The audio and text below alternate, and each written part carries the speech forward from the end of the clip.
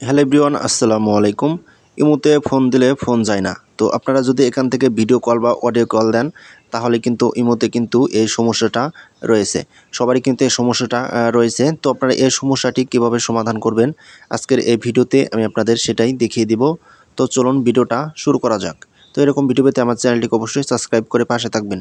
তো প্রথমে আপনি চলে যাবেন আপনার ফোনের ইমোতে। তো ইমোতে চলে যাওয়ার পরে আপনার যেখানে একটা চ্যাট লিস্ট রয়েছে, তো আপনারা যে ফ্রেন্ডের সাথে এরকম একটা সমস্যা রয়েছে তো আপনারা সেই ফ্রেন্ডের ইনবক্সে চলে যাবেন।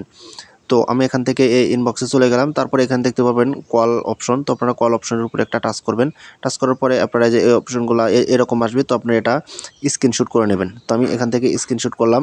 তো স্ক্রিনশট করলে এখানে দেখতে পারবেন আপনার প্রোফাইল আইকন, ইমোর প্রোফাইল আইকন, এখানে একটা টাচ করবেন। তারপরে নিচে দেখতে পারবেন হেল্প অ্যান্ড ফিডব্যাক, এখানে একটা টাচ করবেন। তারপরে নিচে আবার দেখতে পারবেন ফেসবুক হেল্প সেন্টার।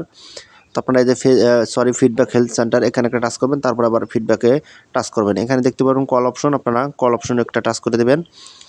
তো কল অপশন টাচ করলে কিন্তু এর সমস্যাটি কিন্তু আপনাদের কখনো সমস্যার সমাধান হবে না। এটা কিন্তু সম্পূর্ণ মিথ্যা কথা। এটা কিন্তু বিভিন্ন রকম ইউটিউবার কিন্তু এরকম করে আপনাদের সমস্যাটির সমাধান করে থাকে, কিন্তু এটা কিন্তু সমাধান কিন্তু আপনাদের হয় না। ঠিক আছে? তো এটা কিন্তু এই সমস্যাটার একটা উপায় হচ্ছে, এটা হচ্ছে ওখান থেকে ব্লক করেছে। ঠিক আছে?